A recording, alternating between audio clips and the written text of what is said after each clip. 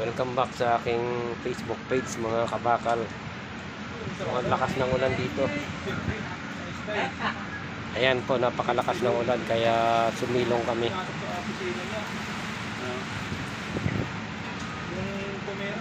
Kaya nga pala yung mga nasa tabing dagat yan, mag-ingat po tayo. Yung mga tabing ilog, mag-ingat. At yung mga nasa bulubunduking lugar na baka pwede magka-slide, umalis na po kayo dyan at napakalakas ng ulan. Marami pong sakuna na nangyari dyan sa Antipolo, Taytay.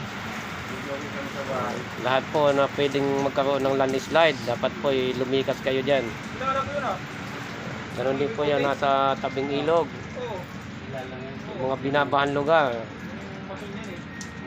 Ingat po lagi.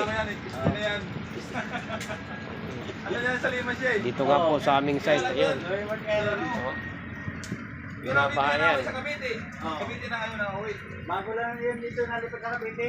Maraming salamat. God bless po sa lahat. Bye-bye. Yung nagawa niya. Magandang umaga ulit. Bye-bye.